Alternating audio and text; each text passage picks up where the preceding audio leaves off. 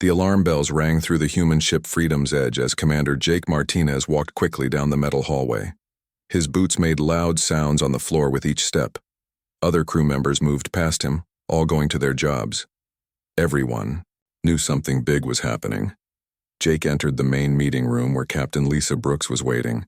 She stood next to a large screen that showed star maps and enemy ship positions. Her face looked serious but calm.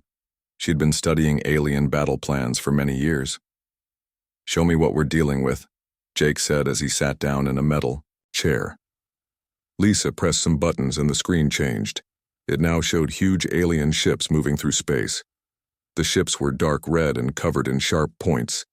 They looked like giant monsters made of metal. "The Kytherian Empire is sending their best soldiers," Lisa said. "They call them the Void Guard. These are not normal aliens, Jake. They have been changed to make them stronger and faster. Each one can fight like 50 human soldiers." Jake looked at the screen and saw pictures of the alien warriors. They were tall and wore red armor that seemed to glow. Their weapons looked like they could cut through anything. Their faces were hidden behind dark masks. "How many are coming?" Jake asked.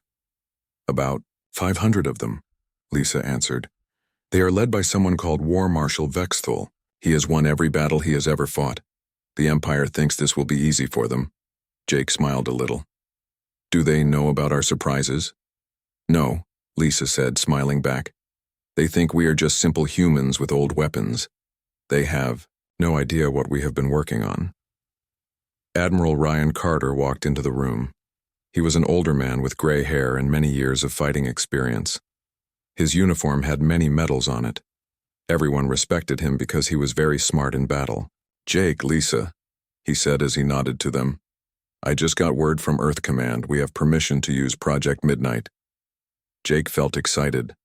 Project Midnight was something the humans had been building in secret for many years. Even most human soldiers did not know about it. "Are we ready?" Admiral Carter asked. "Dr. Alex Turner says everything is working perfectly," Lisa answered. "The aliens will never see it coming." Dr. Turner was the smartest scientist in the human fleet. He had spent his whole life making new weapons and tools.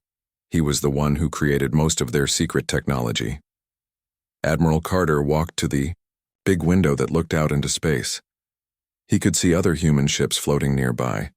They looked small and weak compared to what was coming. But looks could trick people.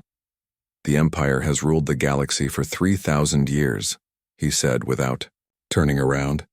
"They have destroyed hundreds of different alien races. They think they are the strongest beings in the universe." "What do our spies tell us?" Jake asked. Lisa pressed more buttons and new pictures appeared on the screen. These showed the inside of Empire ships and meetings of alien leaders. "They are laughing at us," she said. "Their leaders think this will be over in a few hours. They plan to kill everyone on our colony worlds and then move on to Earth." "Let them think that," Admiral Carter said, finally turning around. "The more confident they are, the bigger their mistake will be." Jake thought about the human colonies that were in danger. Millions of people lived on those worlds. They had families, children, dreams for the future. The Empire wanted to kill all of them, just to send a message to other aliens. "What about the people on New Texas?" Jake asked. New Texas was the colony world the Empire would attack first. "Colonel Danny Roberts is there with his team," Lisa answered. "They are making it look like we are trying to fight a normal battle. The Empire will think they are seeing desperate humans making a last stand." Jake knew Danny Roberts well. He was a good soldier who was very good at tricking enemies. If anyone could make the aliens believe what humans wanted them to believe, it was Danny. "The civilians?" Jake asked. "All move to safety through hidden tunnels," Admiral Carter said. "The Empire will find empty cities that look like people left in a hurry. It will make them even more confident." Dr. Turner came into the room carrying a small device. He was a thin man with messy hair who always looked like he had not slept in days. But his eyes were bright and excited. "Admiral, the gravitational field generators are ready," he said. "I also finished the dark matter weapon adjustments. The Empire's shields will be useless against them." Jake did not understand all the science, but he knew these weapons were special. Human scientists had discovered things that even the advanced Empire did not know about. How long until they arrive? Admiral Carter asked. 6 hours, Lisa answered. Their ships are moving fast. War Marshal Vexthul wants to finish this quickly so he can go fight more important enemies. Good, Admiral, Carter said with a cold smile. Let him stay confident. The more sure he is about winning, the worse his defeat will be.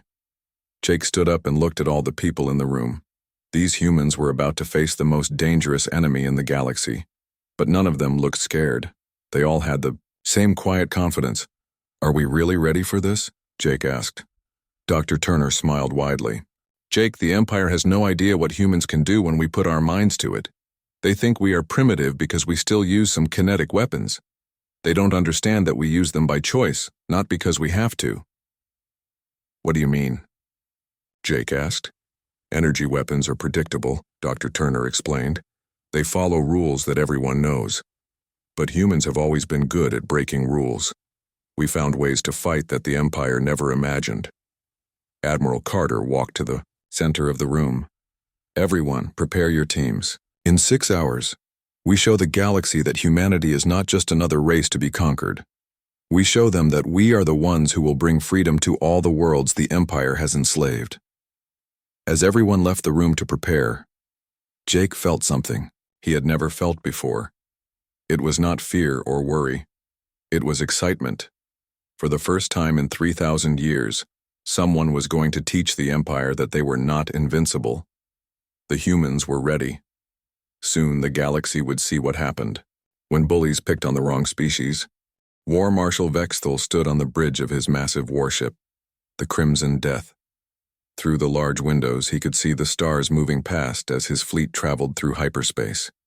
His red armor gleamed under the bright lights, and his 4 arms moved as he checked different control panels. Vexthul had fought in over 200 battles. He had destroyed entire worlds and made whole species disappear forever. The sight of his Crimson Talon battalion was enough to make most enemies surrender without fighting. But these humans seemed too stupid to understand how weak they were. War Marshal, said one of his officers, a tall alien with blue skin, we will reach the human colony in 3 hours. Good, Vexthul replied in his deep voice. How many humans are we expecting to find? Our scouts report about 10,000 human soldiers on the surface. They have some basic weapons and simple defenses, nothing that should trouble the Void Guard. Vexthul laughed. It was a harsh sound that made his officers step back a little. 10,000 humans? We could handle 10 times that number. This will be over before it begins. He walked to a large screen that showed videos of human soldiers. The images came from previous battles where the Empire had fought humans. He saw them using simple guns that shot metal bullets. Their armor looked weak and basic. They moved slowly compared to the enhanced Void Guard. Look at them, Vexthul said to his officers. They still use primitive kinetic weapons. No energy shields, no plasma rifles, no genetic enhancements. It is almost sad how backward they are.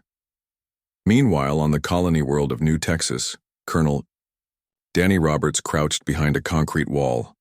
Around him, other human soldiers moved into position. But they were not preparing for a real fight.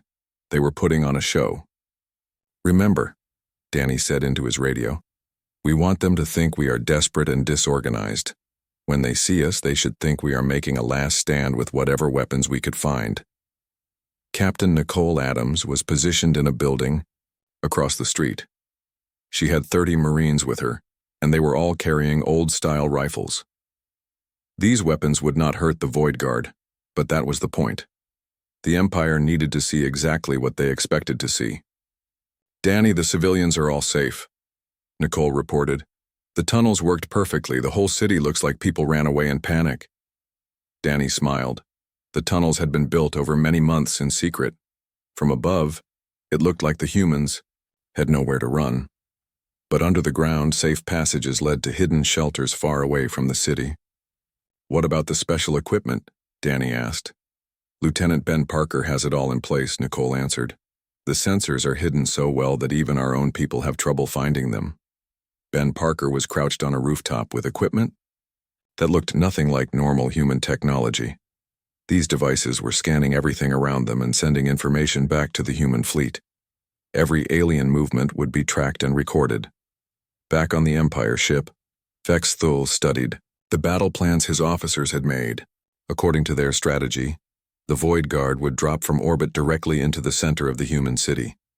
They would then spread out and destroy all resistance in less than an hour. "This plan has worked on every world we have conquered," said his blue-skinned officer. "The humans will have no choice but to surrender or die." "They will choose to die," Vex Thul said. "Humans are too proud to surrender, but their pride will not help them against the Void Guard." He was right about human pride, but wrong about everything else. Vex Thul activated a communication device that sent his voice to all 500 Void Guard warriors on his ships. These soldiers were the best the Empire had ever created. Each one had been changed through genetic modification to be faster, stronger, and tougher than any natural being. "Warriors of the Crimson Talon," he said. "Today we face humans for the first time. Do not let their reputation for stubbornness fool you. They are weak creatures with weak weapons. Show them no mercy, but do not waste time with them either. We have more important battles waiting for us." The Void Guard warriors listened to their leader with respect. They had heard stories about humans, but they did not believe them. Could a species without genetic enhancements or energy weapons be dangerous? On New Texas, Dr. Amy Rodriguez made final checks on equipment hidden beneath the city streets. This technology was so advanced that it seemed like magic, but it was not magic. It was human science pushed to its limits. "Gravitational field generators are ready," she reported to Danny. "When we activate them, the alien-enhanced reflexes will work against them instead of helping them." Danny did not fully understand the science, but he trusted Amy. She was one of the smartest people alive, and she had spent years planning for this moment. "What about the EMP devices?" Danny asked. "Lieutenant, Chris Davis has them positioned perfectly," Amy answered. "They won't damage the alien equipment, but they will hide our real weapons until it's too late." Chris Davis was underground in a tunnel system that the Empire's scanners could not detect. He had dozens of electromagnetic pulse generators that would create the perfect confusion at just the right time. Vex Thul looked at the time display on his bridge. 2 hours until they reached the human world. He was already thinking about what he would do after this easy victory. Maybe he would ask for permission to attack the human homeworld of Earth. That would be a real prize for the Empire. "War Marshal," said another officer. "Should we offer the humans a chance to surrender?"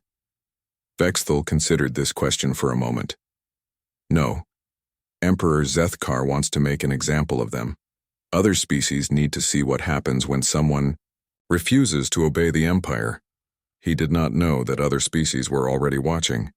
Hidden human satellites were broadcasting everything that happened to allies across the galaxy. Many alien races that the Empire had conquered were hoping that somehow, some way, someone would finally stand up to their oppressors. On New Texas, Sergeant Tony Garcia checked his weapons one more time. But these were not the simple guns the DHI's Empire expected to see. These were dark matter projectors that could punch through any known armor or shield. The Empire had never seen anything like them because humans had only just invented them. "How many shots do we get?" Tony asked Dr. Rodriguez over the radio. "Each weapon has enough power for 20 shots, she answered. "But 20 shots should be more than enough. The aliens have no defense against dark matter." Tony smiled grimly. The Empire was about to learn that humans were very good at making things that killed efficiently. As the final hour approached, Vex Thul put on his ceremonial war helmet. It was decorated with the bones of enemies he had killed personally. He had never lost a battle, and he was not going to start now.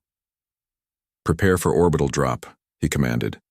"Today, the humans learn why the galaxy fears the Crimson Talon." But, down on New Texas, Colonel Danny Roberts was smiling. Everything was going exactly according to plan.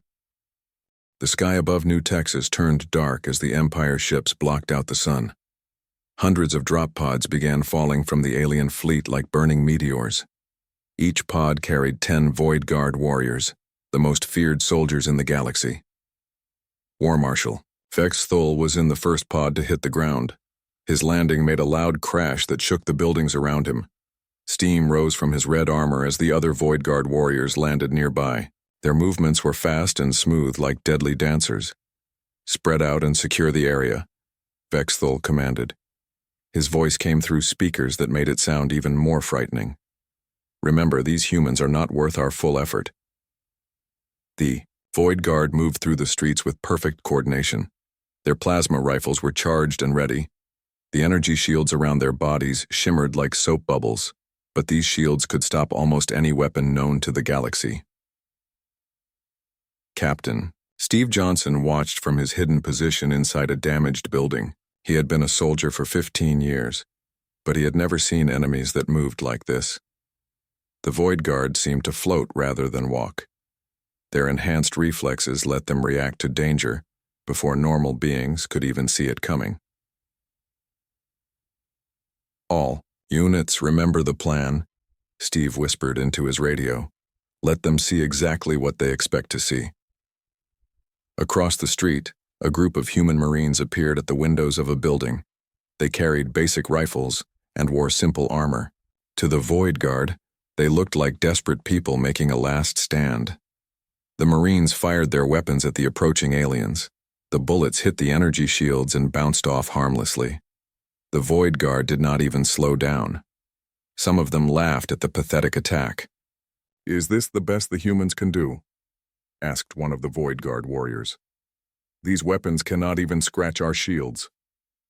Vexthul felt disappointed. He had hoped for at least some challenge from these humans. Their reputation for fighting spirits seemed to be greatly exaggerated. "Advance and eliminate them," he ordered. "Do not waste ammunition. Save the plasma for enemies that might actually require it." The Void Guard warriors pulled out smaller weapons that fired energy bolts. These were meant for dealing with very weak enemies. Using their main weapons would be like using a cannon to kill an insect. But as they moved deeper into the city, something began to feel wrong to Vexthul. The human soldiers were retreating, but their movements seemed too organized. They were falling back along specific routes, leading the Void Guard into certain areas. "War Marshal," said one of his officers over the radio, "the humans are retreating toward the city center. Should we pursue?" "Of course," Vexthul replied. But something in his mind was starting to worry. In all his battles, enemies had never retreated this smoothly.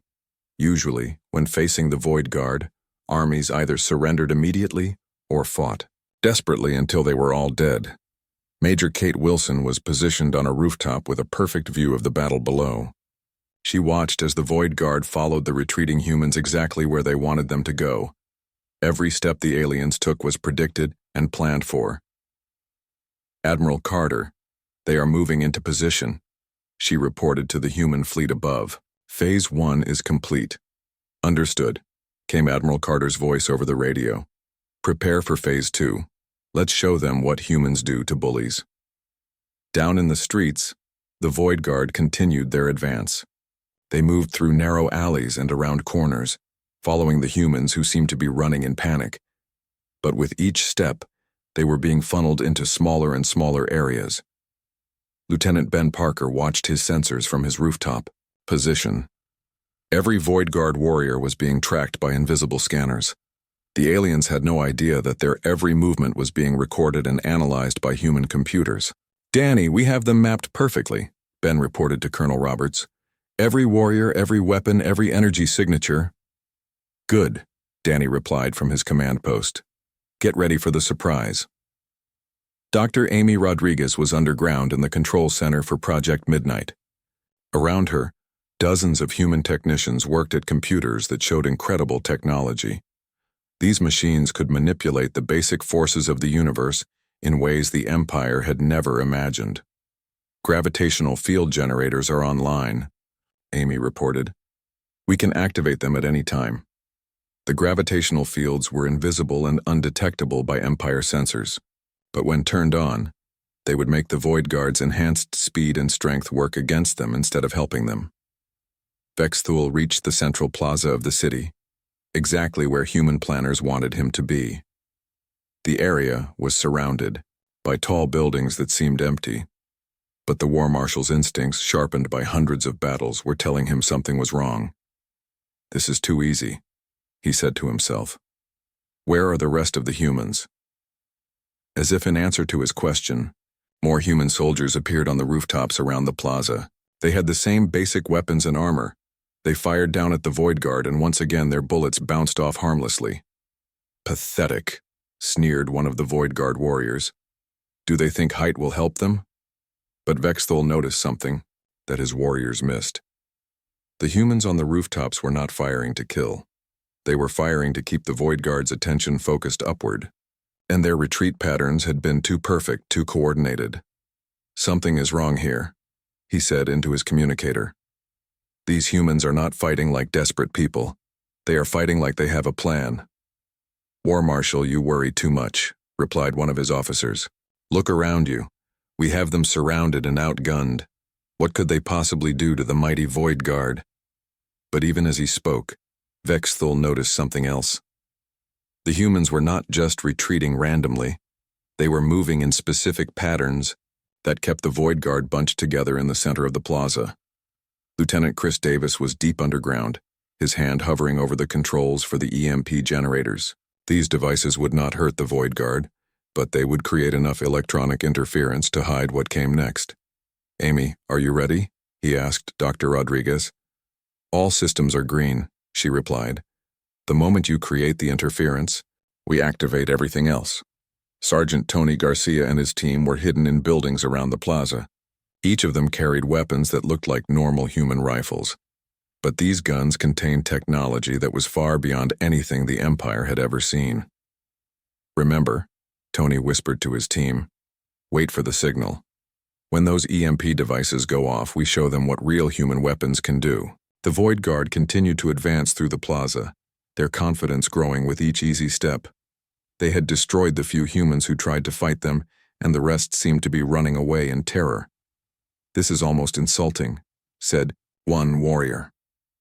"The Emperor should have sent regular troops for this job. The Void Guard are wasted on such weak enemies."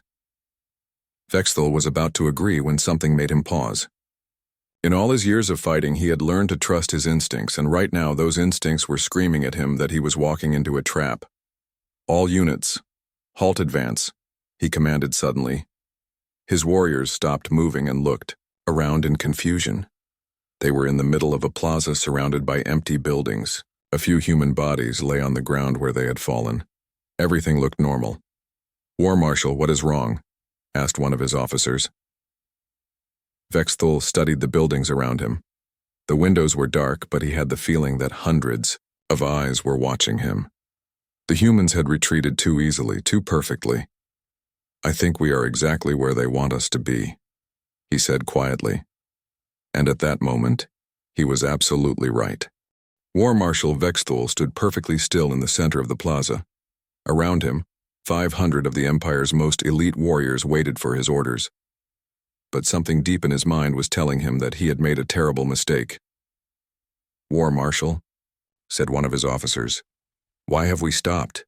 The humans are clearly defeated." Vexthul looked around at the empty buildings. Too empty, too quiet. In every other battle he had fought, there was always noise, screaming, explosions, the sounds of panic and desperation. But here, there was only silence. "Where are the civilians?" he asked suddenly. His officers looked confused. "What do you mean, War Marshal? This is supposed to be a colony world with millions of people," Vexthul explained. "We have seen maybe a few thousand soldiers. Where is everyone else?" Before anyone could answer, Dr. Amy Rodriguez activated the first surprise. Deep underground, massive machines hummed to life. These devices could manipulate gravity itself, bending the forces that held the universe together. The effect was invisible but immediate. The Void Guard warriors suddenly felt like they were moving through thick water. Their enhanced reflexes, which normally made them faster than lightning, began to work against them. When they tried to move quickly, they stumbled. When they tried to jump, they fell awkwardly. "What is happening?" demanded one of the warriors.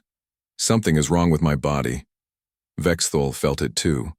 The gravity around him was changing in ways that should have been impossible. His enhanced muscles, designed to work in normal gravity, were now fighting against fields that pulled in different directions. Impossible, he whispered.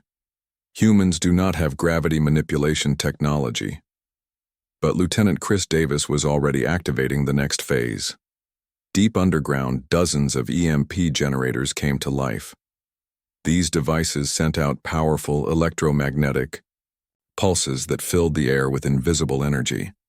The EMP did not damage the Void Guard's equipment, which was designed to resist such attacks, but it created a storm of electromagnetic interference that confused their sensors and blocked their communications with the ships above. "War Marshal, I cannot reach the fleet," reported his communications officer. "Something is interfering with our signals."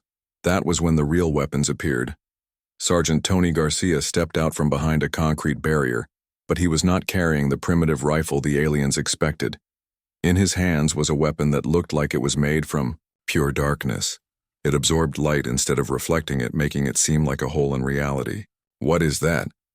asked one of the Void Guard warriors. Tony smiled.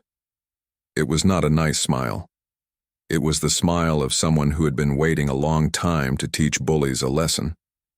"This," Tony said, "is what happens when humans get creative." Pulled the trigger.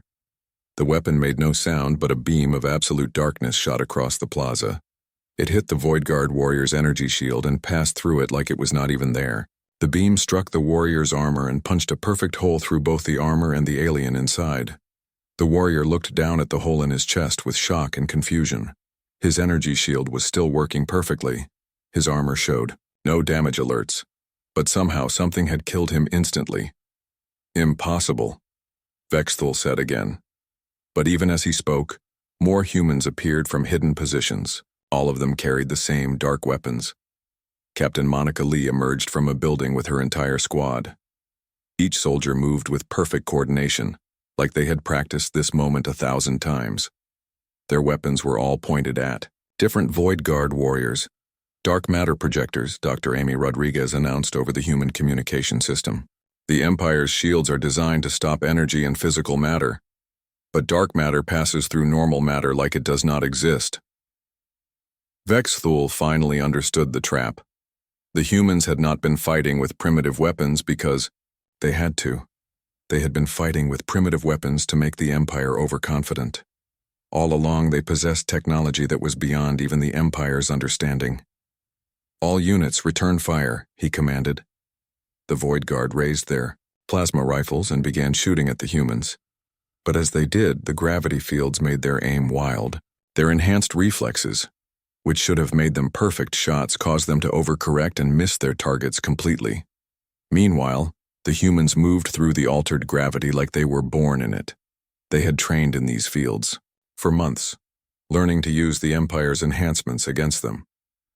Lieutenant Ben Parker activated the orbital tracking systems. High above the planet, human ships that looked small and weak suddenly revealed their true nature. Weapons that the Empire had never seen before began charging with power that defied physics. "Admiral Carter, to all ships," came the voice over the human communication network. "Begin orbital support. Show them what human engineering can really." Tourist Colonel Pete Murphy was aboard the human ship Liberty's Call when the order came. He smiled as he activated weapons that had been built in secret for the past 10 years. These were not the simple kinetic weapons the Empire expected. These were devices that could manipulate the basic forces of reality, firing dark matter torpedoes, Pete announced. From space, beams of darkness began falling toward the Empire fleet. The alien ships' shields flared to life, but the dark matter weapons passed through their defenses like they were not there. Explosions began blooming across the hulls of ships that were supposed to be invincible. "War Marshal," cried one of his officers over the radio. "Our fleet is under attack. Our shields are useless." Vexthul watched his perfect battle plan fall apart in minutes. His elite warriors, who had never known defeat, were being picked off one by weapons they could not defend against. His mighty fleet was being destroyed by ships they had dismissed as primitive. But the worst part was the humans themselves. They were not fighting like desperate people making a last stand. They were fighting like they had already won. Every movement was calculated. Every shot was precise. They fought like this was just another day at work. Captain Steve Johnson moved through the plaza with his squad, methodically eliminating Void Guard warriors. Each human soldier knew exactly where to go and what to do. This was not a battle. This was the execution of a plan that had been in development for years. "Steve, how are you doing down there?" asked Major Kate Wilson from her rooftop position. "Like shooting fish in a barrel," Steve replied. "These gravity fields make them sitting ducks." Dr. Turner's voice came over the communication system from his laboratory ship. "War Marshal Vexthul, this is Dr. Alex Turner of the Human Confederation. I wanted to personally thank you for volunteering to test our new weapon systems." Vexthul felt something he had never experienced before in battle. Pure terror. Not just fear for his life, but the horrible understanding that he had led his warriors into a trap so perfect that escape was impossible. "You cannot do this," he said into his communicator. "We are the Void Guard. We are the elite of the Empire." "You were the elite," Dr. Turner replied calmly. "Now you are a demonstration. The galaxy is watching, War Marshal. They are seeing what happens when bullies pick on the wrong species." Around the plaza, the last of the Void Guard warriors were falling. Their advanced armor and energy shields, which had protected them in hundreds of battles, were useless against human technology that operated on principles the Empire had never discovered. Vexthul looked around at his defeated army and realized that everything he had believed about human weakness was wrong. These were not primitive creatures fighting with simple tools. These were apex predators who had been pretending to be prey, and they had been smiling the entire time. The battle was over in 20 minutes. War Marshal Vexthul knelt in the center of the plaza, surrounded by the bodies of his elite warriors. His red armor was cracked and smoking. The mighty Crimson Talon Battalion, which had never known defeat, had been destroyed almost completely. Captain Monica Lee walked slowly toward the defeated War Marshal. Her weapon was still charged, but she held it casually at her side. Around her, other human soldiers moved through the plaza, checking to make sure no Void Guard warriors were still alive. "You," Vexthul said as he looked up at Monica. "How did you do this? Our technology is thousands of years more advanced than yours." Monica smiled. It was the same calm, confident smile that humans had worn throughout the entire battle. "Advanced?" she said. "War Marshal, you have been using the same weapons and tactics for 3,000 years. You stopped learning and growing. We never did." Above them, the sounds of explosions continued as the human fleet finished destroying the Empire ships. Colonel Pete Murphy's dark matter weapons were tearing through alien hulls like paper. Ships that had conquered hundreds of worlds were becoming clouds of debris. "War Marshal Vexthul," came Admiral Carter's voice over the communication system. "This is Admiral Ryan Carter of the Human Confederation. I want you to understand what just happened here." Vexthul activated his communicator with a shaking hand. "I am listening. Your empire sent 500 of its best warriors and a fleet of its finest ships to destroy a single human colony," Admiral Carter explained.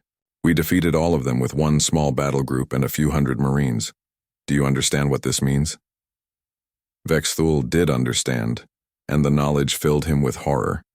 If humans could destroy the Void Guard this easily, then the Empire's military power was an illusion. Every world they controlled, every species they had conquered, could be freed by these same weapons and tactics. Dr. Turner's voice joined the conversation. "War Marshal, I want to show you something special. We call it Project Midnight." From hidden positions around the plaza, strange devices began to rise from the ground. They looked like metal flowers opening their petals to the sun. But instead of beauty, they radiated a kind of energy that made the air itself seem to buzz. "What are those?" Vexthul asked. "Genetic reversal arrays," Dr. Turner explained happily.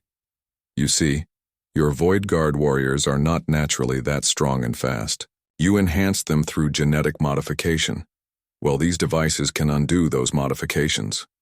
The device is activated with a low humming sound. Invisible waves of energy washed over the few surviving Void Guard warriors. At first, nothing seemed to happen. Then slowly, the aliens began to change. Their enhanced muscles became smaller. Their improved reflexes slowed down. Their superior senses became normal. In minutes, the surviving members of the most elite fighting force in the galaxy became ordinary aliens with ordinary abilities. "No," whispered one of the surviving warriors. "You cannot take away our strength. We are the chosen of the Empire." "You were the victims of the Empire," Dr. Turner corrected gently. "They changed your bodies without asking if you wanted it. We are just changing you back." Vexthul felt his own enhancements fading away. The genetic modifications that had made him a superior warrior for decades were being stripped away. But strangely, he did not feel weaker. He felt like himself for the first time in years. Captain Steve Johnson approached with a group of human medics. They began treating the wounded aliens with the same care they would give to injured humans. This confused Vexthul more than anything else that had happened. "Why are you helping us?" he asked. "We came here to kill you." Steve looked at him with genuine surprise. "Because you are hurt and we can help. That is what people do for each other." "But we are enemies," Vexthul protested. "You were soldiers following orders," Steve replied. "The real enemies are the ones who sent you here to die for their glory." Admiral Carter's ship descended from orbit and landed in the plaza. The Admiral himself walked down the ramp, accompanied by Dr. Turner and several other human leaders. They approached Vexthul without fear or anger.